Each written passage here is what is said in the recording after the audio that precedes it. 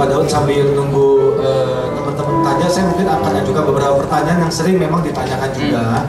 Jadi pertanyaan pertama, saya kenal satu orang, papanya hamba Tuhan dan memang bergerak di pelayanan pelepasan dan usaha-usaha kesehatan juga. Nah, uniknya adalah di rumah tersebut itu berapa kali ada setannya, Pak. Anggota keluarga lihat. Nah, sama hamba Tuhan ini, papanya sendiri itu sudah didoakan berkali-kali dengan berbagai cara. Permasalahannya adalah setan itu ganggu tidak, tapi pergi juga tidak. Padahal kalau papanya ini melayani, mendoakan rumah-rumah yang lain, ya kebanyakan pergi bersih gitu ya setannya. Nah, tapi di rumahnya sendiri itu memang tidak pergi. Itu apakah bisa dijelaskan kenapa? Oke, gini. Pengalaman saya selama saya bertobat sampai saat ini, setannya diusir pasti pergi. Nah, ada setan-setan tertentu yang bandel, yang pangkatnya tinggi, pangkatnya jenderal. Nah, itu harus dengan darah Yesus. Dan saya pernah menangani kasus itu, pabrik ada di Surabaya. Itu dulunya tempat pembantaian, jadi orang-orang PKI dibunuh di satu lubang. Dan di tempat itu, saudara, itu tidak bisa ditanamin pohon apapun. Sama orang Kristen, pengusahanya dibangun pabrik. Itu mesinnya bisa jalan sendiri-sendiri. Nah, karena dia orang Kristen, dipanggillah pendeta. Pendeta datang, setannya keluar. Pendeta keluar, setannya datang. Itu kejadian di Surabaya.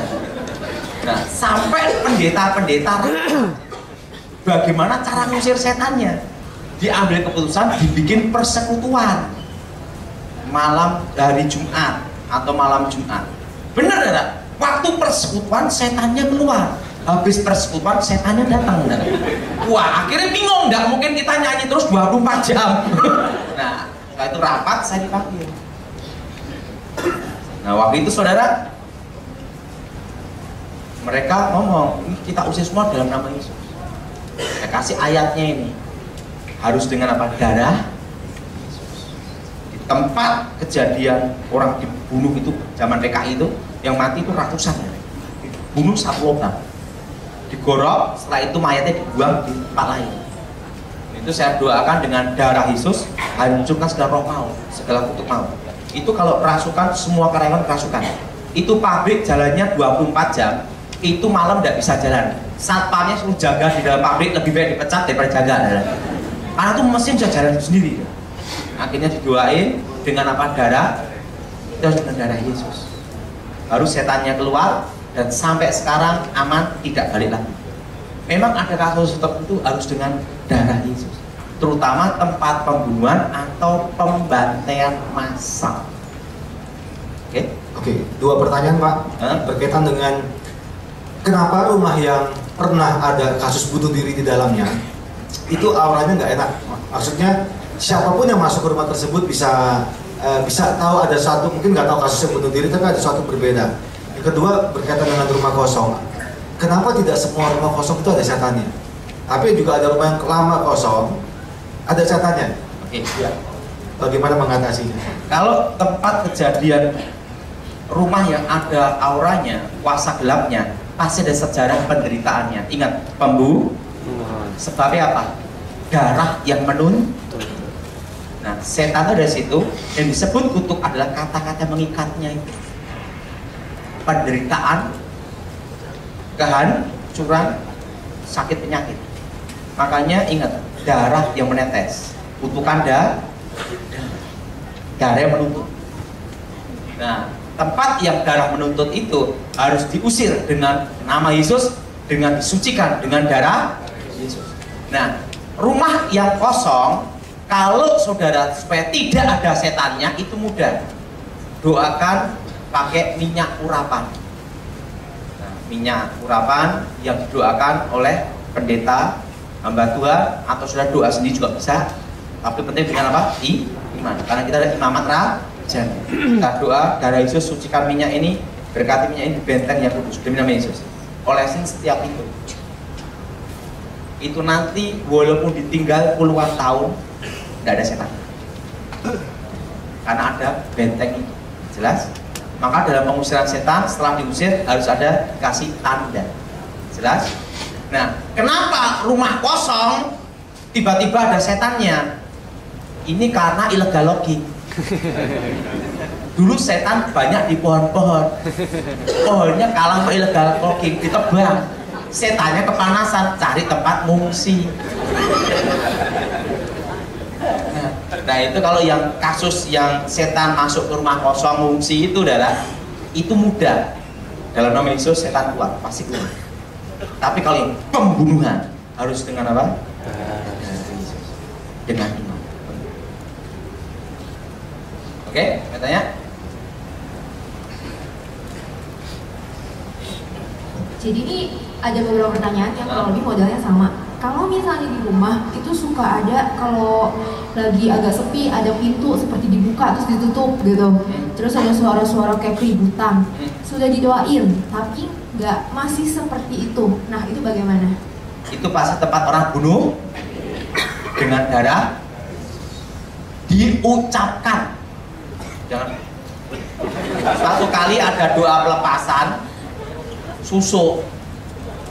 Setannya nggak keluar-keluar. Yang doanya itu bahasa roh terus. Berhari-hari nggak keluar. Akhirnya saya doakan. Langsung setannya keluar. Dia tanya, kenapa? Setannya bingung bahasa roh. Nggak ngerti. Ingat, bahasa roh itu untuk hubungan antara Tuhan dan manusia. Yang tahu hanya Tuhan. Setan tidak. Nah, dia bahasa roh, setannya bingung. Saya disuruh ngapain? Harus dengan apa? Darah. Kalau nama Yesus. Nah ini loh, gini saya kasih tahu. Ini pentingnya karunia membedakan roh. Gini, ada kasus tertentu setannya itu ada di luar. Tapi kalau penampakan kelihatannya setannya ada di situ. Itu belum tentu ada di situ. Karena alam roh itu tidak dibatasi ruang dan waktu. Padahal setannya ada di luar. Tapi kelihatannya di. Tapi kalau ingin tahu setannya itu di dalam itu mudah, yaitu apa? Ada orang kerasukan di dalam rumah, itu pasti di dalam. Jelas? Tapi kalau penampakan setan, misalnya di sini, belum tentu setannya ada di sini, bisa ada di luar. Karena alam roh itu tidak dibatasi ruang dan waktu. Jadi itulah pentingnya karunia membedakan roh. Apakah setan itu di sini atau di sana? Itu harus minta sama Tuhan karunia khusus. Oke? Selanjutnya, bagaimana apabila belakangan itu suka mimpi terus-terusan bertemu dengan saudara yang sudah meninggal karena sakit? Oke. Itu berarti ada namanya ikatan kutuk alam kubur. Kalau saudara sering mimpi ketemu orang-orang yang sudah mati, itu ada hubungan ikatan kutuk dengan alam kubur. Itu berhubungan dengan kutuk leluhur, kutuk keturunan. Harus diputuskan dalam nama Yesus. Jelas? Itu bukan arwah orang mati, roh setan menyamar. Oke? Oke. Nah, ada seorang nanya bagaimana cara melepaskan perjanjian dengan setan. Karena saya pernah berjanji kalau dagangan saya laris, saya mau menyerahkan nyawa saya ke setan. Oke. Ini paling radikal. Ini nanti datang kebaktian yang kedua. Karena kebaktian kedua saya dapat hikmat Tuhan untuk bahas tentang kutukan. Saudara, kenapa puncak ritual puasa setan di seluruh dunia pasti malam Jumat? Baik di Eropa maupun di Asia. Seluruh dunia itu malam Jumat. Sampai ada filmnya The Free Day. Betul? Betul? Nah, maaf bahasa Inggrisnya rodok susah. Deso. Nah, semua ritual puasa gelap puncaknya selalu malam Jumat. Kenapa tidak malam Minggu? Malam Minggu tempat orang pacaran. Jadi nanti kebaktian keberapa? Kedua. Oke, saya seorang kontraktor, sering dalam membuat sebuah proyek baru. itu kan biasa ada penunggunya. Bagaimana cara mengetahui bahwa yang mau dibangun itu ada penunggunya dan diusir supaya pekerja saya dan penghuni nanti nggak punya masalah? Sebelum dibangun didoakan dulu. Makanya kalau makan perlu berdoa. Jelas? Ya.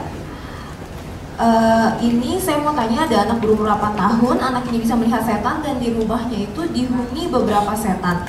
Dan anak ini kalau marah itu tidak semestinya. Oke, udah jelas, seperti itu. Sejak lahir melihat setan, itu bukan karunia, itu kutukan. Itu kalau kakek neneknya terlibat setan, maka generasi kedua atau ketiga akan ada namanya kasus titisan. Dari roh jahat, roh setan atau jimat dari kakek neneknya akan masuk ke keturunan yang wajahnya mirip. Masuk sejak lahir, cirinya ada, yaitu sejak kecil dia bisa lihat setan.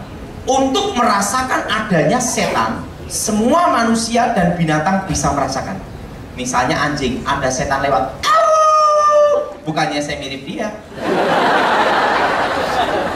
Ada setan lewat, betul? Kita, siapapun ada tempat yang ada setannya, perasaan kita tidak enak, betul? Tetapi tidak semua manusia bisa lihat setan. Nah, kalau sejak kecil dia lihat setan, itu bukan karunia Tuhan, itu kutukan. Kakek neneknya terlibat kuasa setan. Nah, cirinya ada, dia sering lihat dan bisa komunikasi. Kalau dia mau lihat langsung lihat. Beda dengan karunia Roh Kudus yang dari Tuhan, didapat setelah bertobat.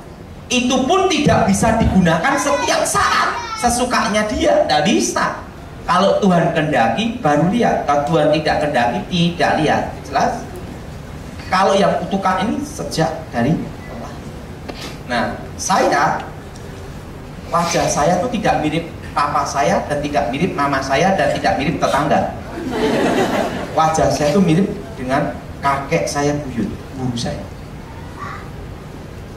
Waktu saya kecil dikira itu karunia dari Yang Maha Kuasa.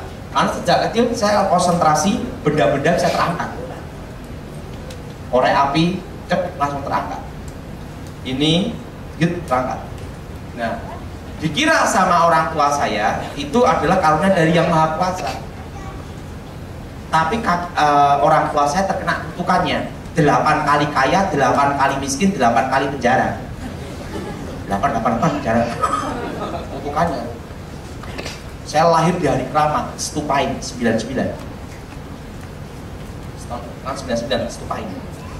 Tahun keramat Jawa. Nah, sejak waktu saya ketemu guru saya, kakek buyut saya, dia beritahu itu ada dasar ilmu santet. Ilmu santet itu masukkan dalam tubuh, dari kekuatan sini masuk. Nah, setelah saya bertobat hilang. Ini tidak bisa. Nah, itu jadi kalau sejak kecil lihat setan itu bukan karunia. Itu adalah untuk keturunan yang harus diputuskan. Dan cara untuk menghilangkannya dalam nama Yesus. Dan yang kedua, jangan dihiraukan. Setan itu punya kelemahan. Apa kelemahannya? Jangan dihiraukan, dicuekin aja. Nanti dia bingung sendiri. Oke, ini ada 2 pertanyaan yang kurang lebih sama.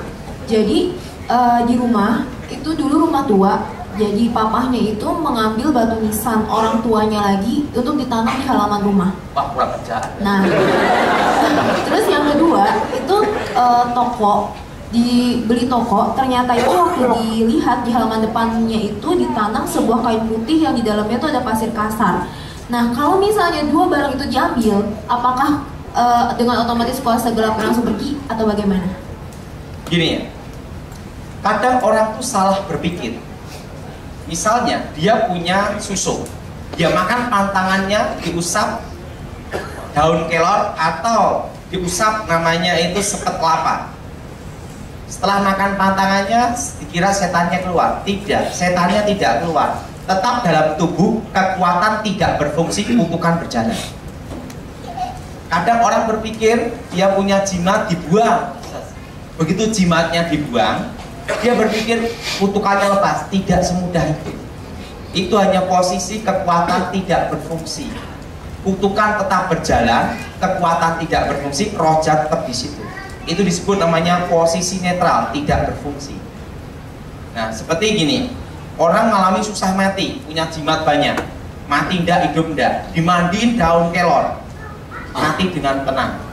Apakah setannya keluar? Tidak. Setannya tetap dalam tubuh, kekuatan tidak berfungsi, kutukan berjalan. Jelas? Ingat saudara, kenapa netralin ilmu gaib selalu pakai daun kelor? Saya jelasin. Semua unsur ilmu gaib itu pada waktu, saya semua, pada waktu diketemukan, satu unsur alam yang berlawanan tapi sejenis. Segala mantra, segala jimat, kekuatan gaib tidak berfungsi. Orang ditembak tidak apa-apa, dibaca tidak apa-apa, dibom tidak apa-apa, mudah. Yang satu unsur dengan udara tapi berlawanan, itu apa? Air. Sekebal apapun tenggelamkan dalam air, satu malam pasti mati. Tidak percaya, coba aja. Kenapa? Ingat, udara ada oksigen, di air ada oksigen. Kekuatan tidak berfungsi, namanya takluk dengan hukum alam. Jelas? Makanya orang kalau punya ilmu kebal, ditembak tidak apa-apa, baca tidak apa-apa, dibom tidak mempan, mudah. Berarti apa? Tameng baja. Ini semua tameng baja. Yang satu unsur dengan logam biasa tapi berlawanan, itu apa? Logam mulia. Tembak peluru terbuat dari emas, jebol, pasti mati. Apakah setannya keluar? Tidak. Setan tetap dalam tubuh, kutukan berjalan. Hanya kekuatan tidak berfungsi. Ingat, yang bisa mengusir setan dan batalkan kutukan hanya nama Yesus. Jadi saudara jangan berpikir, kenapa daun kelor? Lawan dari kehidupan adalah kematian, betul? Namanya kelor, itu artinya pohon kematian. Makanya orang punya ilmu kebal, mati susah, dimandiin daun kelor, mati dengan tenang. Tapi ingat, setan tetap dalam tubuh, kutukan tetap berjalan. Itu hanya posisi tidak berfungsi. Nah, jadi ingat, yang bisa batalkan kutukan dan mengusir setan hanya nama Yesus Kristus. Jelas? Jelas? Orang punya ilmu kebal, tembak ada apa, baca ada apa, mudah. Daging bukan tanah, tanah bukan daging, tapi daging dari tanah. Satu unsur berlawanan. Senjata tanpa tanah, cep, tembus, bam, pasti mati. Kalau di tanah ditusuk, tidak mempan, mudah sudah. Berarti bayangan, bayangan bukan dia, dia bukan bayangan. Satu unsur belah, senjata tancapkan ke bayangannya, cep, tusuk orangnya, cep, pasti mati. Yang punya ilmu kebal percuma, setelah bertobat tak bocorin polisi. Saya kerjaannya, saya mau pelayanan keliling-keliling kan, ikut Pak Gilbert. Saya kira tuh ikut Pak Gilbert tuh ringan, nggak taunya lebih berat. Nggak taunya apa, saya selalu jadi kelinci percobaannya dia. Jadi Daud, KKR, Kupang, hari pertama kamu, setannya kan banyak. Saya suruh perang lawan setannya dulu. Nah setelah itu malamnya dia telepon, Daud udah aman belum? Sudah, bos datang. Dan saya setiap, jadi saya ini KKR terus sama Pak Gilbert di seluruh Indonesia, tapi selalu hari pertama. Nah, Pak Gilbert ngomong, itu gunanya kawan. Oke. Nah, kalau misalnya ada rumah, ada penunggunya atau ada setannya atau ada orang kesurupan, didoain bisa sembuh atau itu rumahnya bisa diaman, itu kenapa? Oke, sekarang saya jelasin. Dalam dunia perdukunan itu ada dua teknik rahasia. Ingat, di Alkitab berkata, Yesus berkata, setan tidak mengusir setan. Kalau setan mengusir setan, pecahlah kerajaan setan, hancurlah kerajaan setan. Itu memang benar. Di dalam dunia perdukunan ada dua teknik rahasia. Teknik yang pertama yang disebut namanya antar pangkat. Apa saudara? Nah, saya minta untuk contoh. Bapak ini ke sini. Ini ke sini. Ada contoh sebab.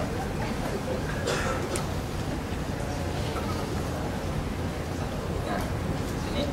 Nah. Wah, ini udah deket lagi nih. Kalau gitu dibatalin waktu aja. Nggak apa, sebentar ya. Sekarang gini. Setan di sini pangkatnya kapten. Datang Mbak Dukun, pangkatnya kopral. Siapa kamu? Kapten. Kapten. Dia kerasukan sendiri. Maka ada kasus dukunnya kerasukan sendiri. Karena pangkatnya lebih rendah. Ini. Nah, datang lagi. Silakan dulu. Datang lagi dukun yang kedua. Sini. Pangkatnya jenderal. Siapa kamu? Kapten. Jenderal.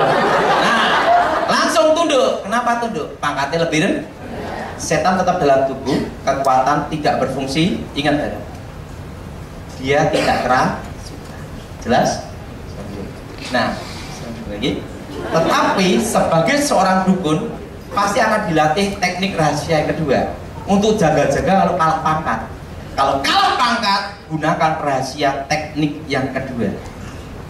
Nah, teknik kedua ini dulu sangat dirahasiakan karena ini adalah ilmu pamungkas.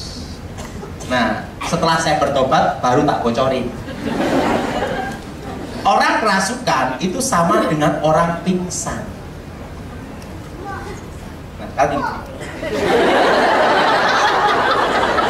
seorang dukun ambil air putih sama garam, mengutuk, semprotkan, bus ke hidungnya. Ingat, orang pingsan kalau hidungnya kena air kembali ke tingkat kesadaran, dia sadar tanpa dimatrai.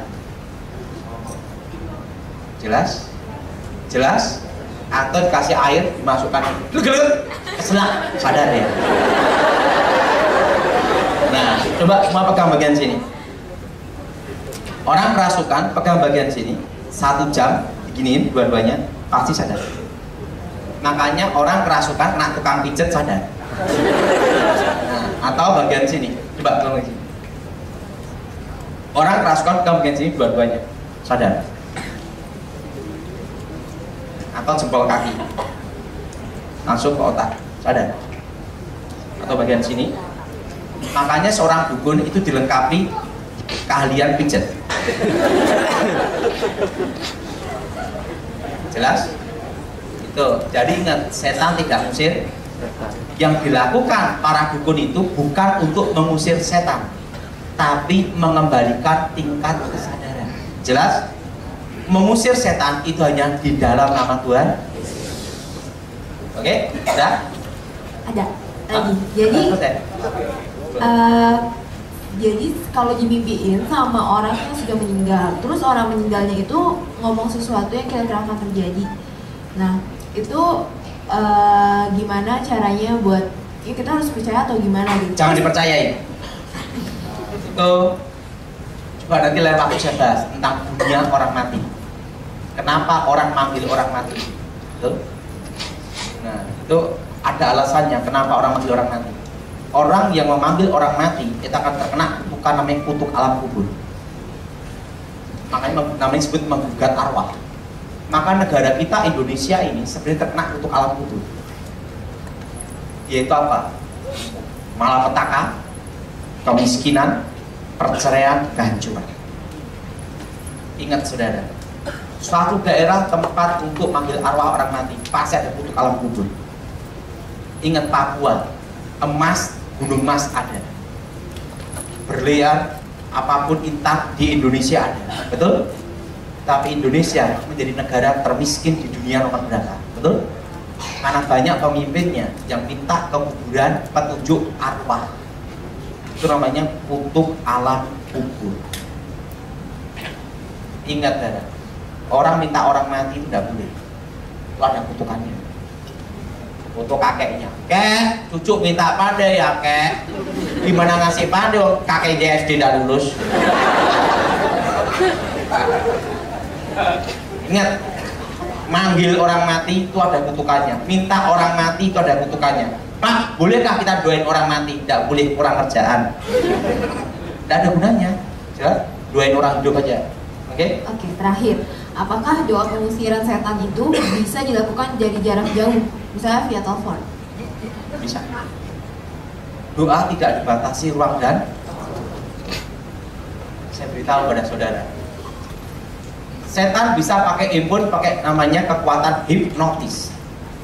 Betul? Betul? Tuhan lebih hebat, tidak dibatasi ruang dan maha hadir. Jelas? Jelas? Saya beritahu, kunci untuk mengusir setan sebenarnya simpel, hanya satu dasarnya, percaya. Ingat, mujizat kesembuhan dengan pengusiran setan itu beda. Mujizat kesembuhan bisa karena iman yang mendoakan. Amin. Misalnya orang lumpuh, itu ada iman yang bawa menggotong sampai jebol atap, betul? Yesus melihat iman mereka, orang lumpuh berjalan. Amin. Tapi lihat anak-anak sekewa waktu musir setan. Paulus, aku tahu, Yesus aku kenal, siapa kamu? Betul? Kalau mengusir setan harus dari iman pribadi. Amin. Kalau mujizat kesembuhan bisa iman dari diri orang yang didoakan, bisa dari doa yang iman yang mendoakan. Amin. Tapi kalau untuk pengusiran setan dari imannya dia. Amin. Amin. Karena kasus pengusiran setan itu ini roh, bukan penyakit. Jelas? Jelas? Makanya sebelum pengusiran setan harus punya iman yang betul-betul iman yang hidup. Kalau kesembuhan ilahi, iman yang mendoakan bisa, betul? Atau iman yang didoakan, iman dia sendiri bisa. Tadi khusus pengusiran setan harus dari iman lahir dari dirinya. Oke, sudah cukup. Mari kita berdoa.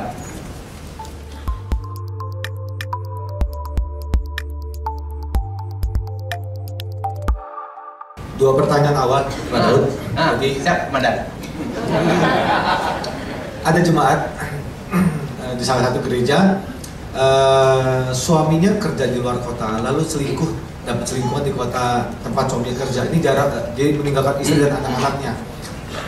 Lama-lama istrinya melihat ada perubahan sikap dari suaminya, dan pulang suaminya itu memakai seperti gelang dari terbuat bukan dari emas, yang kurang lebih begitu. Kayu, tahu. Nah, jadi bagaimana cara melepaskan suaminya dari benda ini atau pengaruh-pengaruh dari guna-guna dan lain-lain? Itu satu. Yang kedua, pertanyaan tentang susuk, Pak. Apakah kalau orang sudah pakai susuk didoakan itu harus keluar atau tidak? Kalau nggak keluar, bagaimana? Apakah bersih atau tidak? Gitu. Yang pertama tentang ini ya.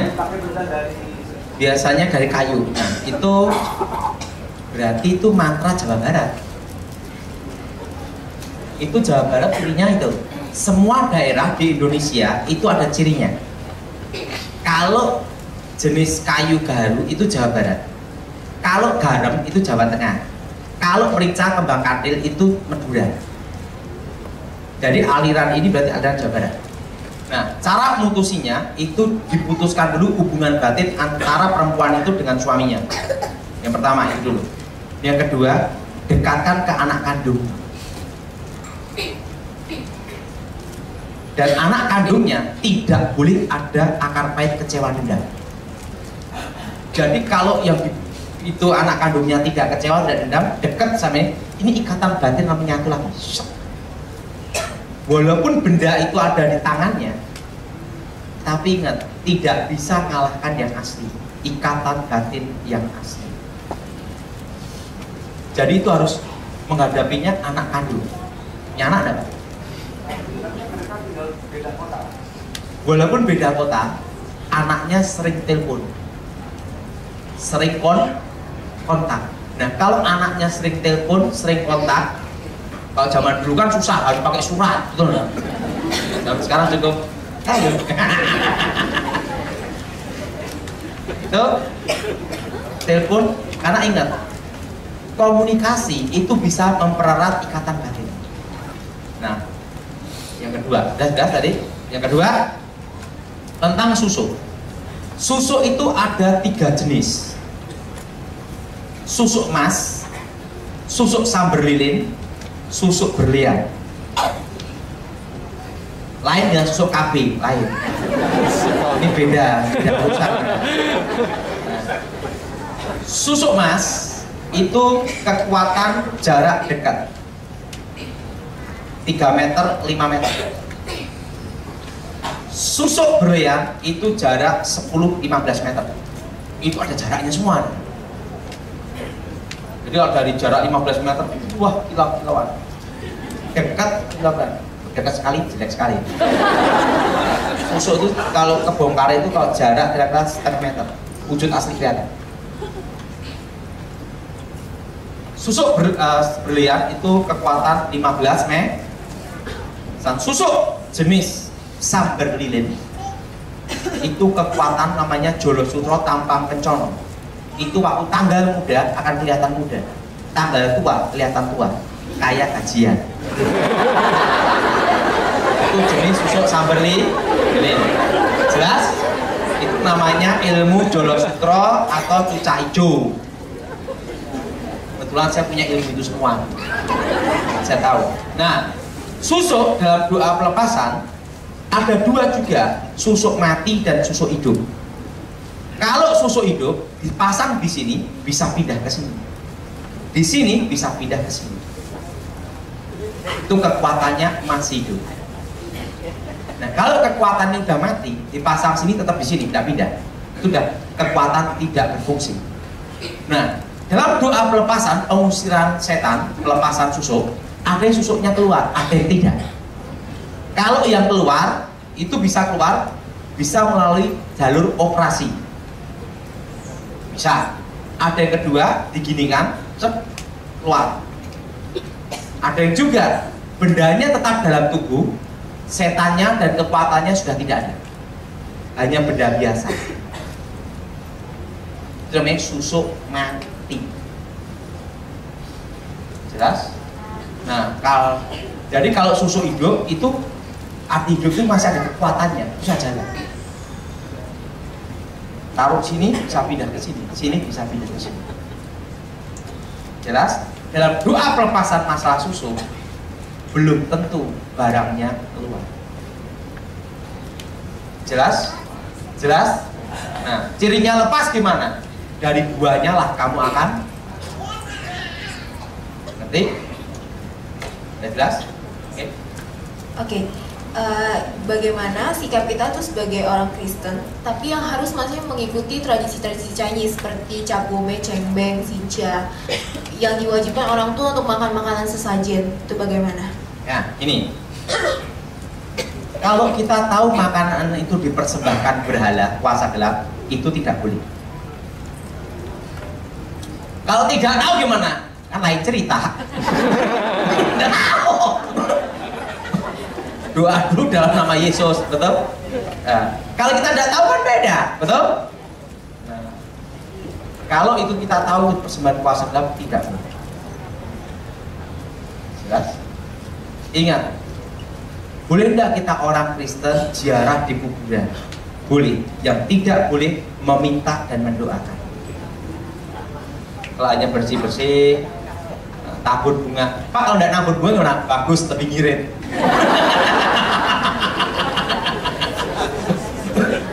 Tidak ada masalah. Ingat, kita doain pun tidak ada gunanya. Jelas? Ya, jelas? Nah, meminta ada itu kutuk. Nah, mama saya beberapa kali ke paranormal dukun Ustadz. Nah, sekarang kita jadi kayak paranoid karena seperti ada kutuk keturunan. Saya mau membantu untuk mendoakannya, tapi mama saya tidak percaya adanya Tuhan. Jadi bagaimana? Gini ya, untuk mengalahkan setan itu harus dari iman diri orang tersebut. Walaupun saya doakan sampai ludah habis, tapi yang bersangkutan tidak mau, tidak bertobat, sia-sia. Waktu didoain setannya keluar, habis doain balik lagi. Ingat, kembalinya 7 roh jahat.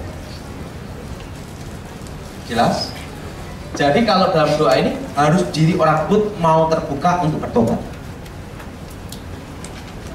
Tanpa itu tidak bisa. Harus dari iman orang tersebut. Amin. Amin. Ingat kan, doa kesembuhan bisa iman yang mendoakan atau iman yang bersangkutan. Betul. Amin. Tapi khusus untuk pengusiran setan harus dari iman diri orang tersebut. Oke. sekarang marak meditasi kesehatan yang berupa olah nafas dan relaksasi tanpa melibatkan agama. Meditasi. Meditasi, ada yang meditasi yang disebut namanya duduk diam di bawah kaki Tuhan, itu ada. Tapi itu pikiran tidak kosong, merenungkan firman Tuhan dan tidak ada penyatuan alam.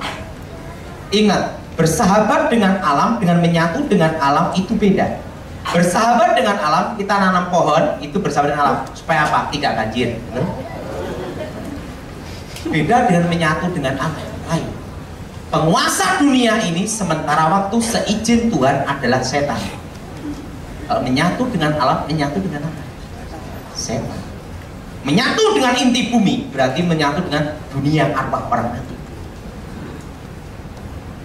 Ingat, nanti lain waktu baru saya bahas tentang meditasi. Bahwa meditasi itu ada beberapa meditasi. Ginilah, saya kasih tahu. Jadi orang Kristen, nggak usah neko-neko dah.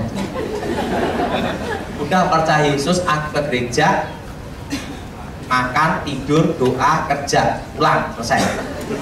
Nggak usah neko-neko lah. Yoga itu puasa gelap, penyembahan yang dikembangkan jurus atau teknik untuk olahraga, itu penyembahan setan. Walaupun di tempat bisnis atau di alam gaib pun juga sama aja.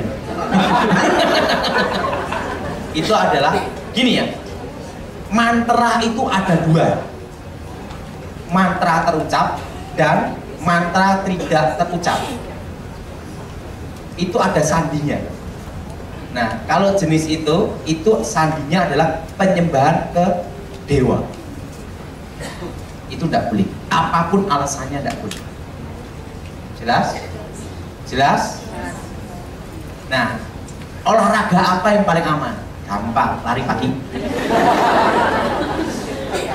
Apakah bentuk atau konsep alam roh dalam Alkitab sama dengan bentuk konsep atau konsep alam roh di perdukunan?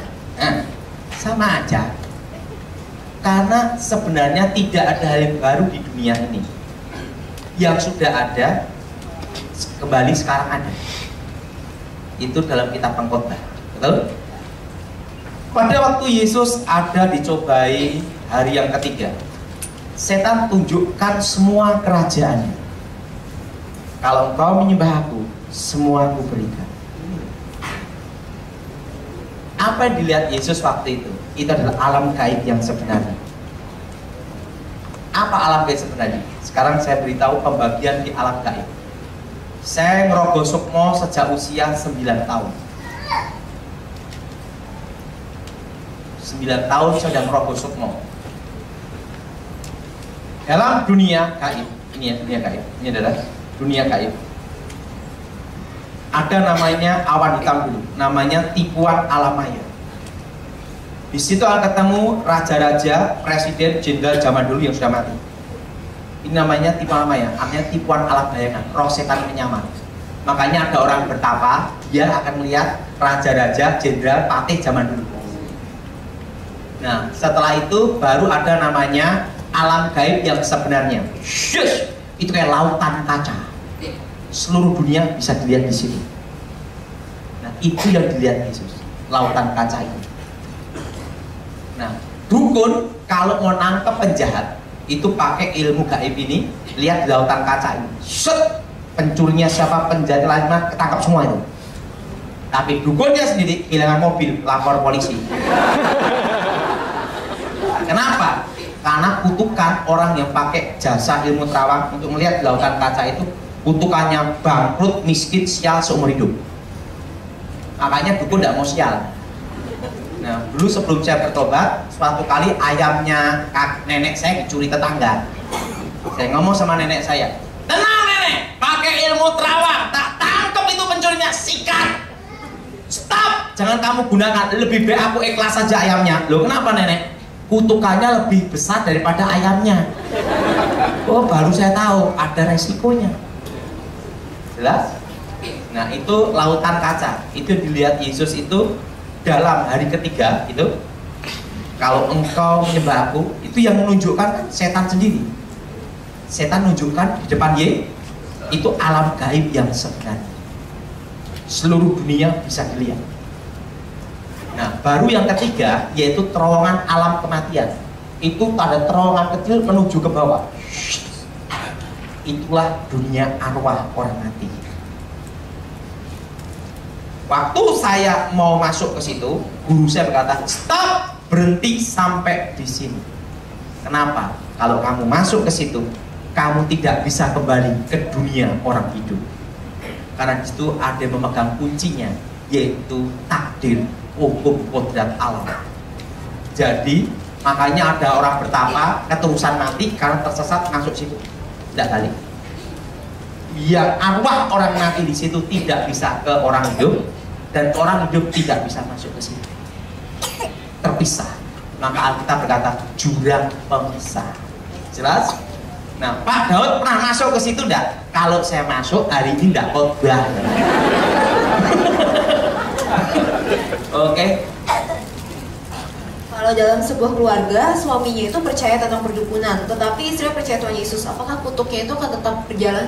Gini, kutuk itu kalau mereka tidak percaya Yesus, kutukan berjalan. Tapi kalau satu anak itu percaya Yesus, bertobat lahir baru, kutukannya itu tidak berlaku. Ingat, masalah kutuk ini adalah imanmu yang menyelamatkan. Jelas? Oke? Lagi? Ini jam berapa ya? Oke? Mengapa perasaan saya ke suami itu dingin? Apakah mungkin istri pertama suami saya yang sudah dicerai? Karena suami saya tahu mantan istri yang pertama itu suka berdukun. Bagaimana caranya agar rumah tangga saya itu tidak ada pengaruh guna-guna? Karena sampai sekarang suami saya itu belum bertobat.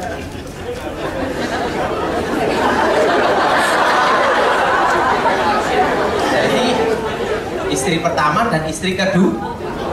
Yang kedua berdoa supaya patahkan dalam nama. Ya, istri pertama nih Kristen atau Pak, kalau pasal pernikahan ruwet pusing aku. Tapi yang jelas satu, kalau belum tentu itu kena guna-guna. Bisa juga itu karena terbawa emosi atau udah bosen, memang dari dulunya tidak mencintai, hanya butuh duitnya. Jadi saya tidak bisa mastiin itu kuasa gelap atau bukan. Jelas? Jelas? Nah, karena udah jalannya pun salah gitu loh. Oke? Saya pernah sakit kepala dan perut seperti ditusuk. Nah, setelah doa dalam nama Tuhan Yesus, ada paku dalam guling saat saya mau tidur. Apakah itu santet? Karena kadang saat tidur seperti ada jaring di atas. Oke, saya jelasin. Kalau paku ada di bawah tempat tidur, itu paku nyasar. Sekarang saya kasih tahu. Kalau orang itu kena santet, sekarang ini ada dua teknik dalam dunia santet. Pertama, santet dengan teknik palsu, dan kedua, santet dengan teknik asli. Kalau santet asli, itu akan keluar dari dalam mulut, telinga, atau kulit, atau buang air besar, atau air kencing, itu akan keluar darah atau ada rasa sakit. Itu yang asli. Kalau santet keluar. Tapi kalau yang palsu, itu namanya sebelum bertobat, sebelum namanya ilmu karang. Karena untuk nyantet itu perlu power kekuatan yang hebat. Nah, ilmu karang itu adalah ilmu tipuan mata. Seperti ini. Sebentar ya. Kasih contoh. Ini ilmu teknik penipuan. Telur gini kan, seset, pecah, keluar paku jarum darah. Itu palsu. Yang pernah kalian ketipu. Terusan diginiin, set, keluar keris, dan keluar paku. Itu palsu. Atau dari mulut, set, keluar menyang, itu palsu. Itu hanya teknik ilmu karang bantuan jin dari luar. Tapi ingat, tetap dalam negeri, bukan impor. Jelas? Jelas? Jelas? Nah, kalau ini Dukun ngomong, nanti di rumah kamu nanti akan ada, coba dicek di bantal kamu, ada boneka, ada tali, ada paku. Itu palsu. Itu hanya bantuan jin dari luar untuk naruh barang itu. Tapi kalau yang asli itu keluar dari dalam tubuh. Oke? Nah, dalam dunia perdukunan banyak yang masuk iklan-iklan itu banyak palsu. Ada yang palsu, ada yang asli. Nah, suatu kali saya pernah diminta satu kasus untuk ngecek seorang yang ngakunya pendeta. Ada yang praktek ilmu karang supaya narik namanya jemaat atau dengan uang. Dia praktek setiap kali pegang gini keluar kemenyan, pas gini keluar paku. Itu kejadian di Surabaya. Pas gini keluar ini. Nah, ibu ini ngakunya pendeta dan dia sudah praktek di berbagai tempat persekutuan. Nah, waktu itu Full Gospel ngundang saya untuk ngecek karena saya bekas dukun lebih tahu. Yang kan main-mainan kita dari kecil seperti itu gitu loh. Nah, akhirnya saya suruh ngecek. Saya cek ibu ini pas praktek. Ingat, dalam nama Yesus loh. Setan tuh berani nyebut nama Yesus loh. Ingat, Yesus aku tahu, Paulus aku kan nanas kewa. Tapi setan takut kalau kita dengan iman dan percaya. Setan keluar, baru takut. Keluar. Waktu ibu ini praktek, dia waktu gini, saya lihat ada jin yang mau ngasih dia kemenyan. Itu dalam persekutuan. Langsung dalam nama Yesus tak pegang, plok. Pas jinnya ngasih gini, pas kemenyannya di tangannya dia, terbongkar di depan banyak orang. Saya ngomong, dan waktu itu dia ketakutan, dia ngaku disusupkan.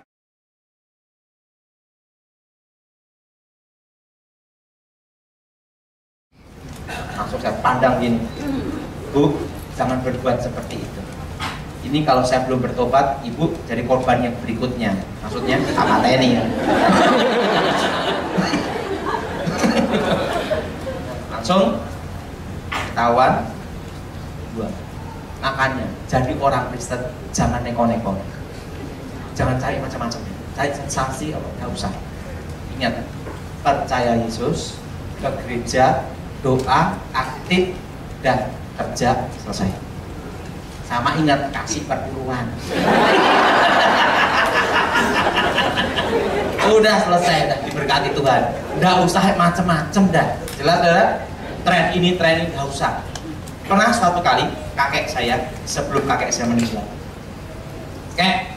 makanya saya itu seumur hidup hanya punya guru kakek nenek saya.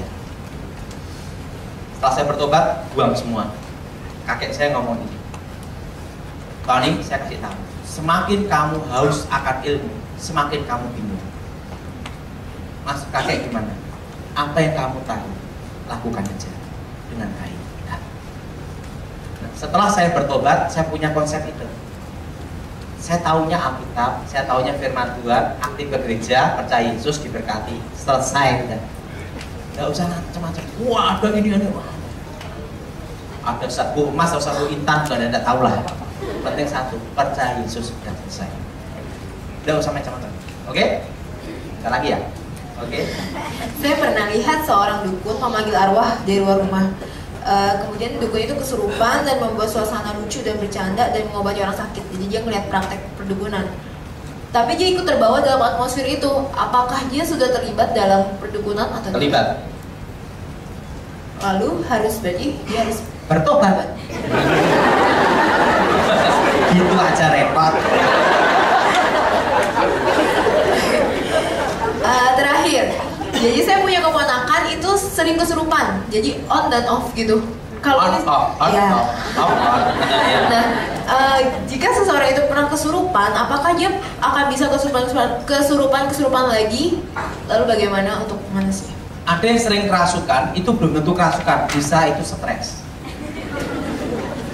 Orang kerasukan itu ada cirinya. Lain waktu baru tak bahas. Ciri orang kerasukan itu ada cirinya. Kalau ada orang kerasukan mata terpejam gini-gini, bukan kerasukan. Itu stres, berhutang.